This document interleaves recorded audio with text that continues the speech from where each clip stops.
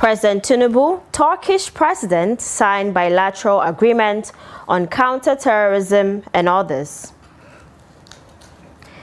National Grid records second collapse in 4 days. FCTA workers vow to stay at home as court stops strike. Wike threatens sanctions. Away from Nigeria, Sudan's military breaks paramilitary rapport support forces nearly 2 years siege on Kordofan region. Hello, good evening and welcome to News Hour on Trust TV. I am Dorcas Yakubuzala. Nigeria and Turkey have resolved to expand cooperation with Nigeria in counter-terrorism, military training and intelligence. The two countries signed 9 agreements aimed at strengthening political, economic, security ties during the visit of Nigerian President Bola Ahmed Tinubu to Ankara on Tuesday. Kehinde Amodu has more. Nigeria is a strategic partner with Turkey, coordinating on key issues affecting the Islamic world, including Palestine, through platforms such as the Organization of Islamic Cooperation, OIC, and the D8. Last visit of a Nigerian president to Turkey was in 2021, which laid the groundwork for expanding the ties between the two countries. 5 years later, Turkish President Recep Erdogan is not shying away from upgrading opportunities for closer cooperation in military training and intelligence with Nigeria. Effort at terrorism, it discussed how we could defeat element of destabilization, banditry, and horror. We will work together to achieve that. Take it to the bank. You can bet on me that I will be there with you for democracy, freedom. Terrorist organizations emerging, particularly in Africa's Sahel region, unfortunately pose a threat to the peace of the entire continent. We stand by the friendly people of Nigeria in their fight against terrorism under the leadership of President Tinubu. In fact, today, we addressed opportunities for closer cooperation in the fields of military training and intelligence. We stated that we are ready to share our country's significant experience in the fight against terrorism. The two leaders held bilateral meetings with senior government officials on both sides. The meetings were aimed at deepening diplomatic relations and expanding cooperation across strategic sectors. Areas of engagement include defense and security, trade and investment, energy, and broader economic development. This meeting gave both countries an opportunity to strengthen, to deepen their bilateral connections, to strengthen various other sectors of cooperation, particularly in defense, in intelligence, sharing in counterterrorism measures. Turkey is committed to Nigeria's fight against terror. Following one-on-one and delegation-level talks, the two nations signed 9 accords covering diplomacy, education, media, women affairs, halal accreditation, diaspora cooperation, and military collaboration. The agreements include a military cooperation protocol, a memorandum on media and communication, a pact establishing the Joint Economic and Trade Committee, and memoranda between the diplomacy academies of both foreign ministries, among others. Kehinde Amodu, Trust TV News. Now, the presidency on Tuesday played down reports that President Bola Ahmed Tinubu tripped during a reception in Ankara, Turkey, describing the incident as a minor stumble that did not in any way disrupt his official engagements. President Tinubu, who is on a state visit to Turkey, reportedly lost his balance briefly during a reception organized in his honor in Ankara, sparking reactions across social and traditional media platforms. Reacting privately to the incident, the special advisor to the president on information and strategy, Bayo Onanuga, said the president merely stepped on an object on the floor and momentarily lost his balance. He stressed that the development was neither serious nor consequential, adding that the president remained unharmed and continued with his scheduled program. Now, relations between Nigeria and Turkey are drawing fresh attention as both countries deepen cooperation on security, economic and trade fronts. Our focus tonight is on how the partnership is shaping up, the progress so far, and what it means for Nigerians. Take a look. Nigeria and Turkey have been strengthening their ties across multiple areas, from security cooperation to trade and investment. Recent high-level exchanges, including visit by President Bola Ahmed Tinubu, signal a commitment to go beyond diplomatic pleasantries and build measurable cooperation. Both countries are expanding defense collaborations. Turkey has supplied military aircraft, unmanned systems, and training support to Nigeria's armed forces as Nigeria battles insurgency and other security threats. Officials from both sides say deeper coordination on intelligence, training, and defense industry partnerships remains a priority. Nigeria is recognized in Ankara as a key player in West African stability, with talks underlining shared interest in counter-terrorism and peace efforts.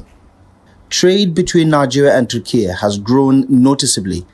In the first 11 months of 2025, bilateral exchange reached roughly $688 million, making Nigeria Turkey's largest trading partner in sub-Saharan Africa when energy is included. Government and business leaders in both capitals have set a target to expand trade to around $5 billion, up from current annual figures near $1 billion. More than 50 Turkish companies now operate in Nigeria, investing in sectors like construction, manufacturing, textiles, and energy. Total Turkish projects are valued at around $3 billion. Investments include large industrial operations in Ogun State, food manufacturing, and agribusiness across multiple states. Cultural and educational ties are part of the relationship. Nigerian students study in Turkey under scholarship schemes, and frequent direct flights link the two countries socially as well as commercially. Business councils and chambers work to connect Nigeria and Turkish firms to boost investment and remove trade barriers. As relations evolve, the Nigeria-Turkey partnership is extending into areas that matter for growth and security. From defense cooperation to expanding trade, both sides are betting on practical results. For Nigerians, a stronger partnership could mean more investment, better tools, and greater access to global markets.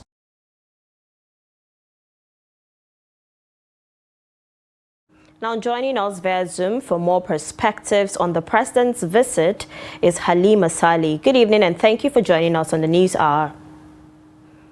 Good evening and thank you for having me. All right. Now, what is the significance of President Tinubu's state visit to Turkey at this moment? This visit is significant for three key reasons, which are security, strategy, and timing. The first one is security, and we know that Nigeria is battling terrorism, banditry, and instability linked to the wider Sahel crisis. Turkey, on the other hand, has developed deep counter-terrorism experience over the last 2 decades, and President Erdogan's explicit pledge to support Nigeria with training and intelligence cooperation makes this visit very timely. And number two is strategy. Turkey is not just a traditional Western partner. It is a middle power with independent foreign policy leverage across Africa, the Middle East, and the Eurasia. And for Nigeria, the visit reflects a deliberate effort to diversify strategic partners beyond the usual allies. And number three is timing. Tinubu is pursuing economic diplomacy, seeking investment, energy cooperation, and defense capacity. So while Turkey is expanding its footprint in Africa, So this is a moment where interests align, and this is not just symbolism. So I'm sure you will agree with me that this meeting at this moment is very significant to both Nigeria and Turkey. So how is the president been received by the political leadership there and the public itself? How is he being received there, and what message does his visit send? So as we've all seen, the reception has been highly symbolic and diplomatically warm. President Tinubu was welcomed with 103 cavalry units, marking the 103rd anniversary of the Turkish Republic.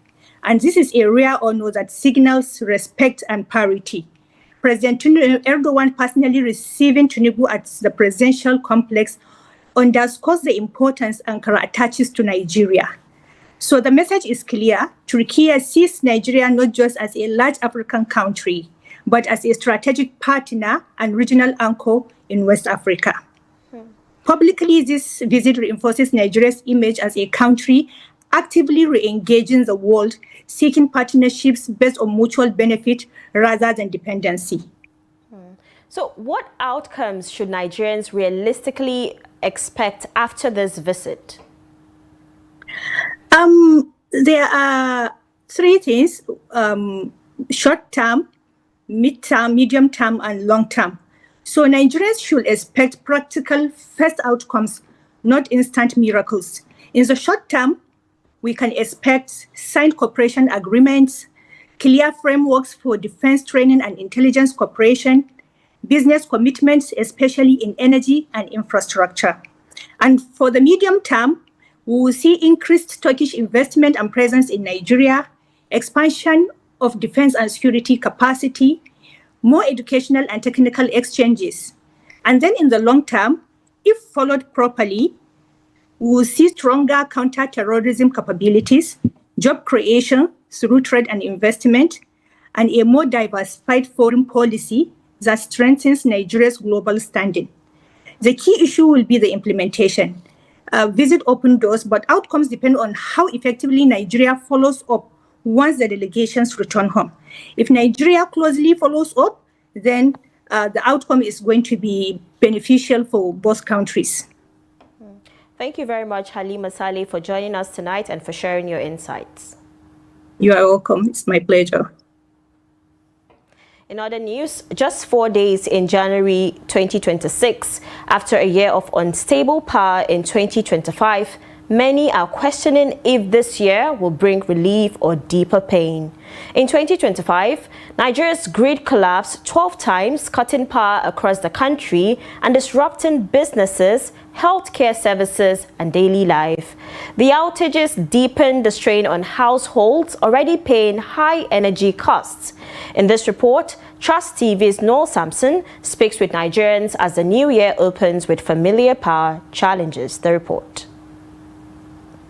Industry data shows the national grid failed 12 times in 2025. Now, barely a month into 2026, it has collapsed twice in 4 days. The pattern has many Nigerians worried about the year ahead. Experts point to old transmission lines, weak maintenance, and operational gaps in the power sector as main causes. The Transmission Company of Nigeria often calls this system disturbance or line trippings, but analysts say the effect is the same: total or near total loss of electricity nationwide. Repeated grid failures are pushing more people and small businesses towards generator, increasing costs and hardship. It's very touching and it is very, very frustrating because as a businessman, everybody need light. Without light, nobody will do business for this world. So we need light, and I don't know whether the federal government why they do anything about them, because even last year I could remember like straight 1 week or more than 1 week safe, nobody used light for this year, and generator they run throughout. If there should be no light now and this AC is not working, this place is very hot and it makes it inconvenient for the both of us. At times you see that I will be sitting down here and sweating like a scapegoat. you see, I'll be sweating. Me as a head practitioner, you see, I'm not living fine. and a lot of that. You see, even my our bottled water, sometimes they are not cold. Even the drugs, they need AC so that they will stay at room condition. We know like this, our electronics work is something that we have to do with light. Without light, we cannot do anything. So whenever this kind of thing happen now so we just dey like that. Everything go dey door, even they bring something for you, no light to do it, and we know the few work, hungry everywhere. So now just the problem with that one. If anything we government go fit do to keep that thing permanent so that go dey always collapse like that, we go dey very, very grateful for it. I'm a photographer. I need light constantly. In fact, some of my customers run away because I could able to make their demand because there's no light. I don't have constant light. The way the Nigeria it is, I cannot able to buy gen, so we depend on NEPA. Despite government claims of reforms and upgrade plans, many Nigerians doubt the grid's reliability and pace of change. Stakeholders say sustained investment, solid maintenance, and better coordination across the power sector are needed to stop repeated collapses. For most people, the hope is simple: a stable electricity supply that supports growth instead of disrupting it. Noel Samson, Trust TV News, Abuja. Now, tension erupted on Monday at the National Agency for Food and Drug Administration and Control (NAFDAC) office in Isolo, Lagos State, as protesters and counter-protesters clashed over the agency's ban on sachet and small-volume alcoholic beverages, causing traffic disruptions along major roads in the area. Hundreds of workers from the beverage manufacturing and distribution sector had converged on the NAFDAC office early in the day to protest the policy, which they say threatens their livelihoods and could lead to massive job losses. The protesters, drawn largely from factories, warehouses, and distribution chains linked to sachet alcohol production, carried placards and chanted slogans demanding a reversal of the ban. A demonstration followed NAFDAC's recent enforcement of a long-standing directive prohibiting, the production and sale of alcoholic drinks in sachets and small plastic containers. The agency argues that the products contribute to alcohol abuse, especially among minors and vulnerable populations, and pose serious public health and environmental concerns. However, the protesting workers insist that the policy was implemented without adequate consideration for its economic consequences. They claim thousands of jobs are at risk across the value chain, from factory workers to transporters and roadside vendors, many of whom rely solely on sachet alcohol sales for survival.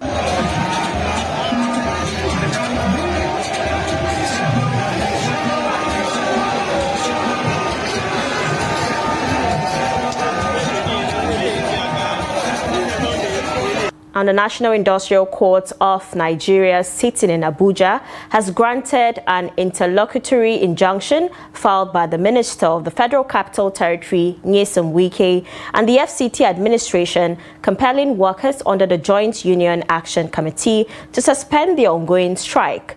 The claimants had dragged the chairman of the Joint Union Action Committee, Rifkatu Ayoter, and his secretary, Abdullahi Umar Saleh, before the court, seeking an order restraining the defendants and their agents from embarking on any industrial action, picketing, or lockout.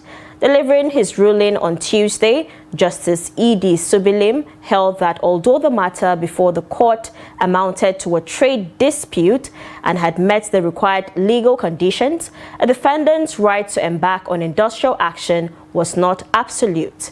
He ruled that workers were prohibited from participating in a strike once a dispute had been referred to the National Industrial Court, adding that where such a strike was already ongoing, it must cease pending the determination of the case. The court adjourned the matter until March 23, 2026 for the hearing of the substantive suit. However, shortly after the ruling, workers, through their representatives, vowed to remain at home, insisting that their demands must be met before they return to their duty posts. Then they have the gun, they have the power, they have the resources, but the people's power is more than their own. So you will go home, you will conduct yourself, you are peaceful people. They will not make you do what you are not supposed to do. You are gallant FCT workers, you have the right to be respected. This is your land. You are not a second-hand citizen here. You can't be treated badly somewhere and then you come to your own country and suffer this. We say enough is enough. We will remain in our houses. We are no more on strike. We are not struggling with anybody, but we are remaining at home. Thank you for standing strong with the union. For the union makes us strong. That is who we are. Solidarity forever. Solidarity forever. Solidarity forever. Solidarity forever. Thank you. Thank you. Thank you. Thank you. And the Minister of the Federal Capital Territory, Wike, has warned striking staff of the Federal Capital Territory Administration, FCTA, to return to work or face legal consequences. This follows a ruling by the National Industrial Court ordering an end to the industrial action that paralyzed services in Abuja for more than a week. Wike issued the warning on Tuesday while briefing journalists shortly after the court's decision, insisting that the rule of law must prevail and accusing political actors of exploiting the strike for purposes unrelated to workers' welfare. According to the minister, the FCTA approached the court after concluding that the strike had been hijacked by politicians, despite ongoing efforts by the administration to resolve the dispute through dialogue and attending to a substantial number of the workers' demands. He said mediation was already on the way before the industrial action escalated. The minister concluded by warning that workers who failed to comply with the court order and resume duties from Wednesday would face legal action, signaling a tougher enforcement phase as the FCTA moves to restore full public services in the nation's capital. You're watching News Hour on Trust TV. More news after the break. Many thanks for staying with us. In case you're just joining, this is News Hour on Trust TV. Now, Justice James Kolawole Omotosho of the Abuja Federal High Court has struck out an ex parte motion filed by leader of the indigenous people of Biafra, IPOB, Nnamdi Kanu, seeking his transfer from the Sokoto Correctional Facility.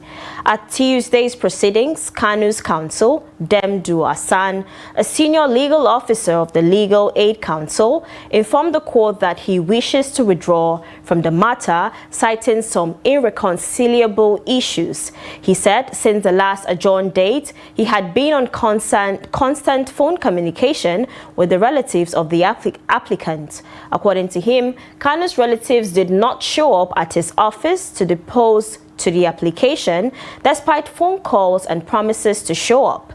In his ruling, Justice Omotosho commended the counsel for upholding the dignity of the court. Justice Omotosho held that having listened to the counsel from the Legal Aid Council, he will grant leave for the counsel and the agency generally to withdraw from representing the defendant convicts. He added that the motion was incompetent and thereafter ordered that the motion ex parte be struck out for lacking competence. The National Secretary of the African Democratic Congress, ADC, Rauf Aregbesola, says that Nigerians will determine the outcome of elections as the country prepares for the 2027 general elections. Aregbesola stated this during the launch of the National Publicity Secretary of the African Democratic Congress, ADC, Malam Bolaji Abdullahi's memoir entitled The Loyalists in Abuja. The former governor of Osun also warned that defection to the ruling All Progressives Congress might not guarantee electoral victory in 2027. Aregbesola urged the authorities to commit to credible polls, insisting that the result would reflect the popular will of the people nationwide. Also speaking, former Vice President Atiku Abubakar commended the author for interrogating loyalty, noting that unlike military obedience, political loyalty was shaped by conscience, experience, and decades of democratic participation. Explaining the book's relevance, Abubakar, who was a special guest of honor at the occasion, said it challenged citizens to balance loyalty to the country and institutions with moral responsibility amid rapid change and competing narratives on politics. Abubakar said that ADC offered a broad coalition to renew democracy, arguing that Nigeria needed a new alternative after years of failed governance. Now, Vice President Kashim Shettima, Senate President Godswill Akpabio, and National Chairman of the All Progressives Congress APC, Professor Nentawe Yilwadda, have arrived at Polo Stadium, Jos, to formally receive Plateau State Governor Caleb Mutfwang into the ruling APC. Governor Mutfwang, who resigned from the People's Democratic Party PDP in December last year, would be received into the APC alongside state government officials and thousands of PDP supporters. The Vice President also arrived at the venue alongside the Speaker of the House of Representatives, Tajuddin Abbas, and several governors elected on the platform of the party and other party leaders. Our correspondent reports that many aspirants are in different positions on the platform of the APC have been seen at the venue with their supporters raising posters and placards in their support. Trust TV reports that the chairman of Central Planning Committee, Idris Wasi, had on Monday called on residents, party supporters and well-wishers to conduct themselves peacefully, lawfully and responsibly in a manner that reflects the enduring values of unity, civility and peaceful coexistence for which Plateau State is proudly known. This is News Hour on Trust TV, coming up after the break. Concerns over rising delinquent behavior.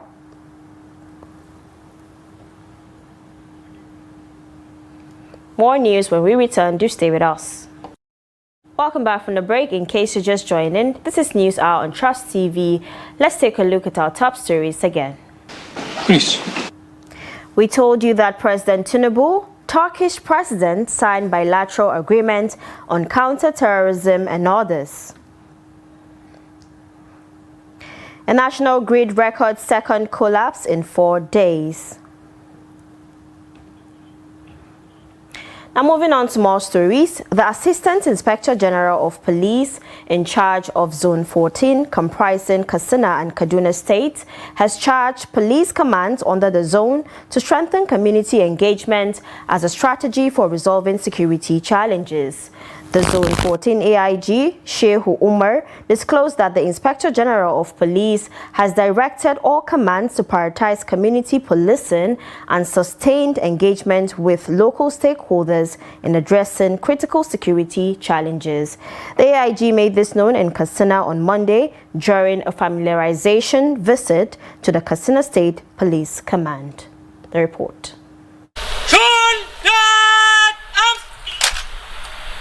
Inspector General, salute! Bring that arms!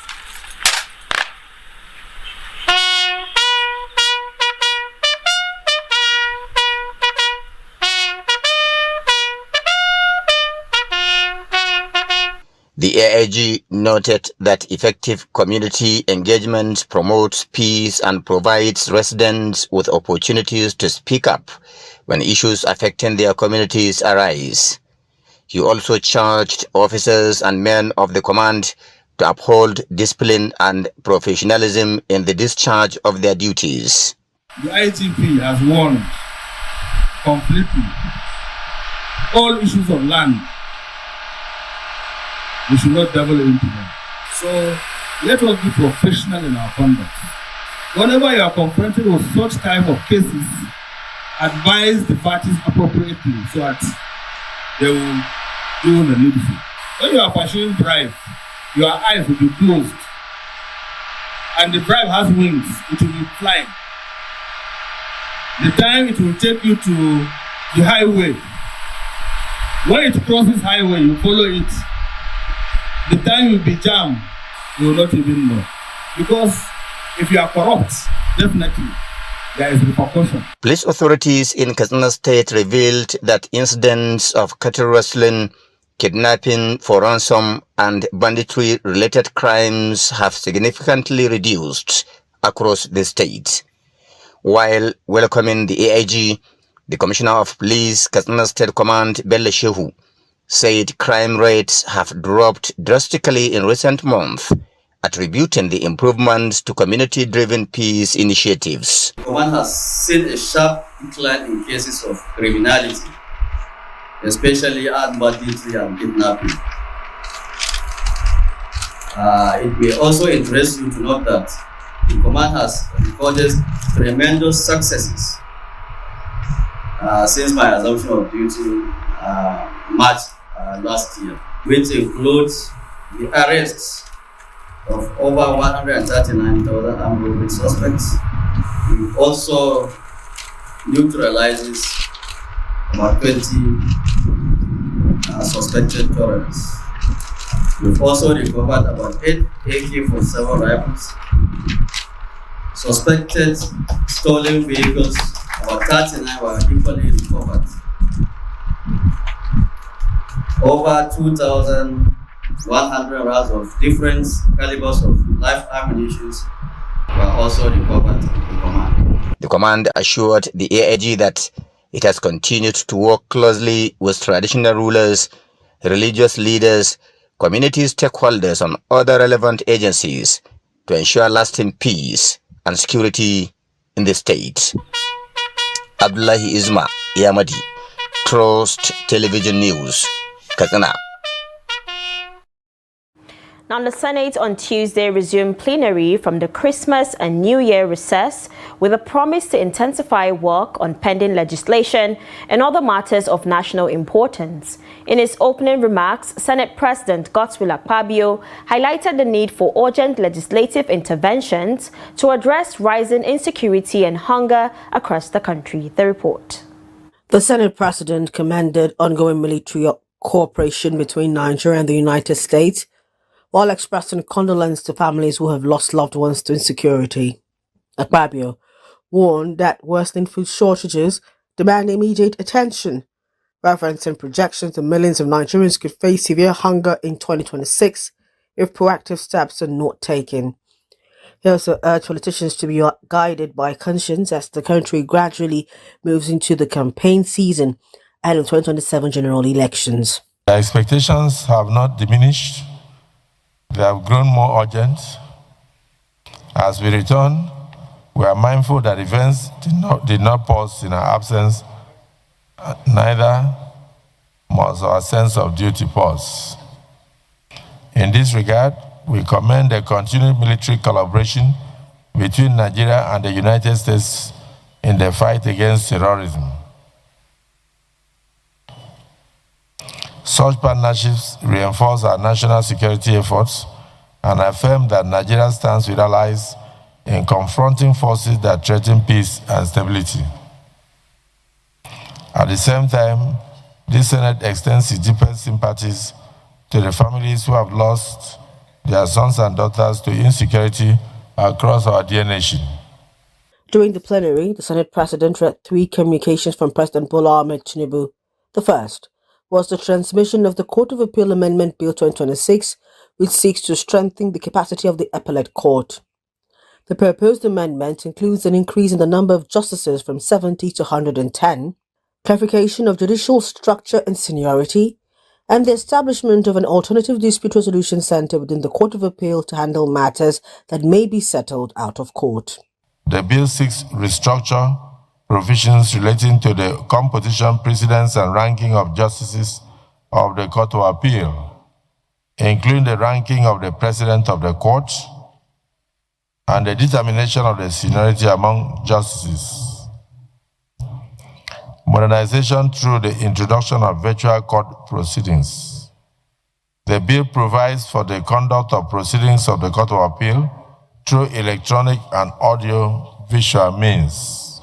In another correspondence, the President requested Senate confirmation of the appointment of Honorable Justice Oyewole Olubunmi Kayode as a Justice of the Supreme Court of Nigeria. The third communication conveyed the President's request for the Senate's consideration of 24 health sector bills aimed at reforming existing health laws, including efforts to streamline what was described as an over-bloated membership of governing councils in the sector. Lawmakers also observed a minute's silence in honor of former Senator Godiya Akwashiki, who represented Nasarawa North. The Senate subsequently adjourned plenary to January 28, 2026. Now, Jigawa State Governor Malam Umar Namadi has reaffirmed his administration's commitment to promoting peace, unity, and harmonious coexistence while attending the grand finale of the Nigerian Army's West Africa Social Activities, WASA 2025 in Dutse. The report. Governor Namadi graced the closing ceremony at the headquarters of the Nigerian Army's 26th Armored Brigade, marking the culmination of the Army's annual cultural celebration. During the event, he lit the ceremonial bonfire and participated in the Intersecurity Agency's tug of war, symbolizing the official end of the festivities.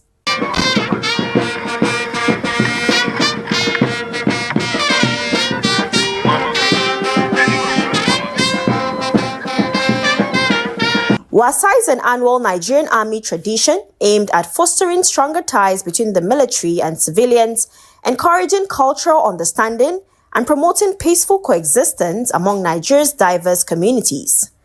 A celebration showcased Nigeria's rich cultural heritage, featuring traditional music, cuisine, attire, and values, while reinforcing the spirit of unity and national integration. Governor Namadi praised the Nigerian Army and other security agencies for their dedication, bravery, and continued sacrifices in protecting lives and property across the country, despite ongoing security challenges. WASA is a unique event marking the climax of years' rigorous training activities and creating an informal setting for our brave officers, soldiers, their families, and civilian friends to gather together to celebrate. This occasion also provides an invaluable opportunity to honor the rich cultural heritage and proud traditions of various communities within the barrack. This year's 26th Armored Brigade has every reason to celebrate, as your officers and soldiers have shown extraordinary commitment to duties in the discharge of their constitutional roles. I am particularly impressed by your achievement and collaborative approach with the other security agencies through Operation Salama in combating kidnapping, cattle rustling, farmer herders clash, and other social vices. The West African Social Activities, popularly known as WASA, is an age-long tradition of the Nigerian Army, which is observed annually at the end of the training year by units and formations across the nation. The history of this noble tradition dates back to the era of the West African Frontier Force, as soldiers from different regions, including Nigeria, integrated during World War II. The colonial authorities introduced WASA as a yearly event to enable troops showcase and celebrate their rich cultural heritage. WASA indeed serves as a bridge that strengthens cohesion, mutual understanding, and cordial civil-military relations. Key moments included the presentation of awards to outstanding officers and personnel of the 26th Armored Brigade for exemplary service, as well as recognition of winners in the interagency tug-of-war competition. The vibrant event attracted a large audience, including traditional rulers, community leaders, serving and retired military officers, and heads of various security and paramilitary organizations. WASA 2025 provided a platform not only to celebrate Nigeria's culture, but also to reinforce peace, unity, and national cohesion across Jigawa State and beyond. Now, in a bid to improve the lives of citizens through infrastructure development, Kaduna State Governor Ubasani has commissioned roads completed by his administration in Zaria and Makarfi local government areas.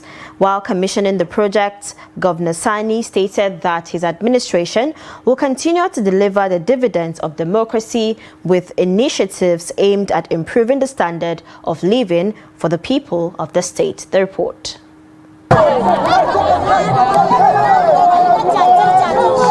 Arriving at Durum in Makarfi local government area, Governor Obasani was received by a large crowd who turned out to express their gratitude for the governor. Residents from Durum and neighboring communities attended the occasion to witness the commissioning of the road. Addressing the gathering, Governor Sani said the road will not only connect Durum to other communities but also accelerate development in the area and improve the lives of citizens.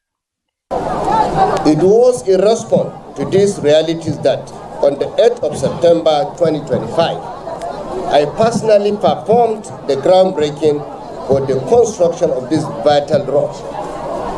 Today, barely 4 months later, I am proud to return to commission the completed Durum to Kuruntumawa asphaltic road.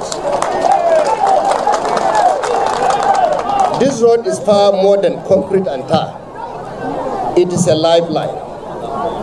It is the channel through which the labor of our farmers will reach markets more efficiently.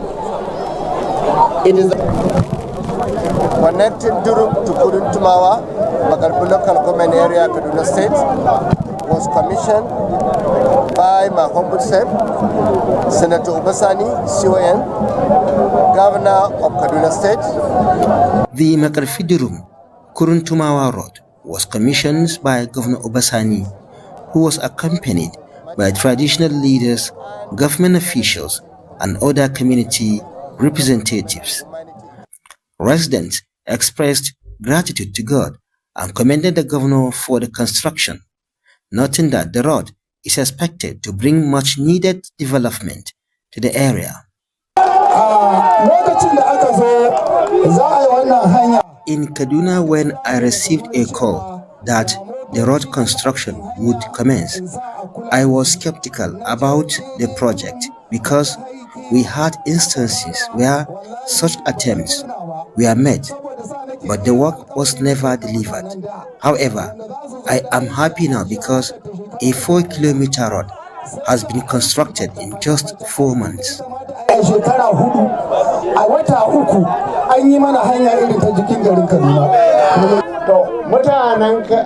Wurin Tamawa da Durum da Mayere da mutanen karamar hukumar Makarfi da mutanen jihar Kaduna ba sai wani ya gaya muku cewa Allah ya azurta mu da gwamna mai faɗa da cikawa ba. Haka ne? Haka ne?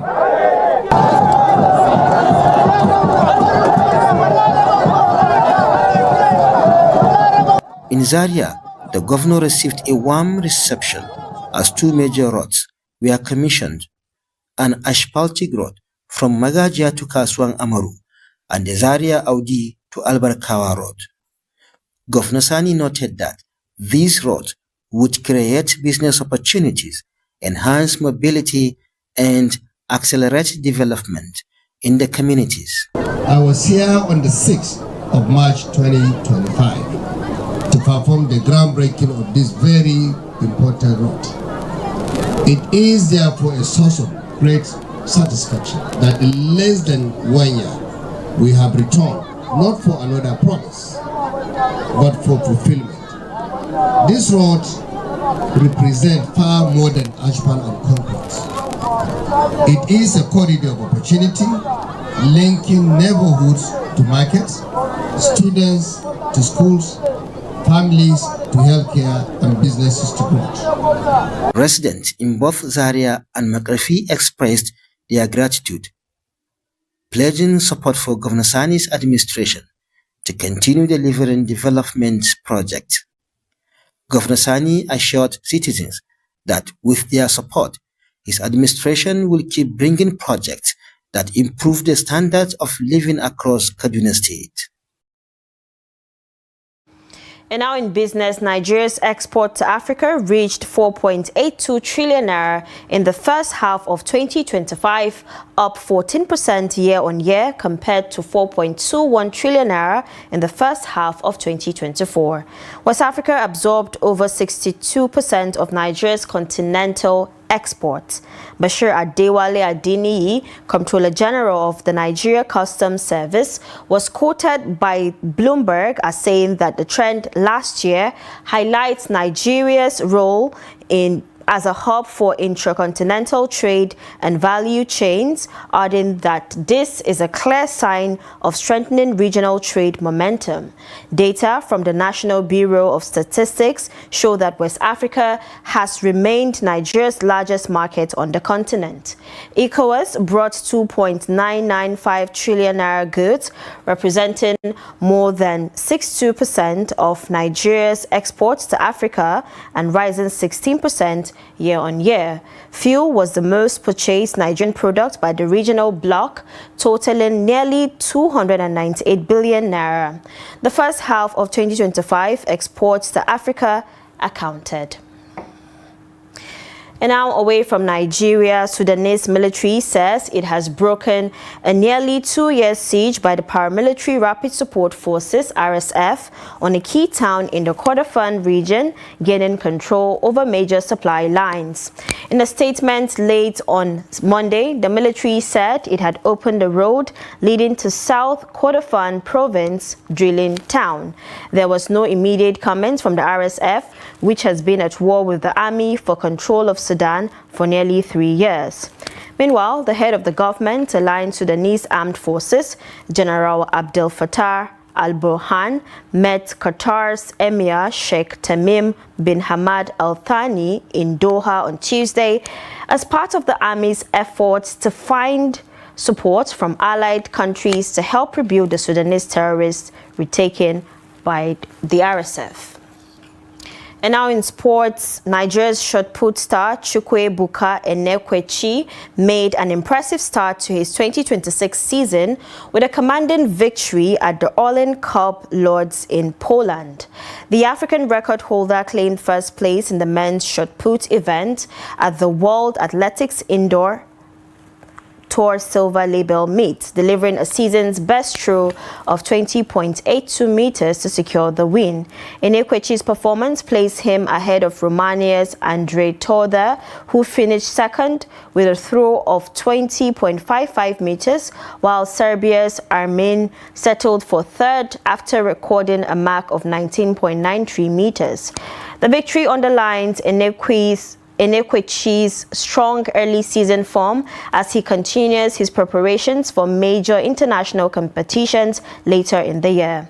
His opening triumph reinforces his status as one of Africa's leading field athletes and sets a positive tone for the remainder of the 2026 indoor campaign. Still in sports, the Federation of International Football Association, FIFA, has officially launched the 2027 FIFA Women's World Cup, confirming Brazil as a host nation for the prestigious tournament. The competition is scheduled to run from 24th June to 25th July 2027, bringing together the best women's national teams from around the world. This marks another significant step in FIFA's commitment to growing women's football globally. Further details regarding the venue's match schedule and ticketing arrangements are expected to be released, in the coming months as preparations for the tournament intensifies. And that's a wrap on News Hour. Do not forget to follow us across all social media platforms for more programs, news and documentaries. I am Dorcas Yakubuzala. Good night.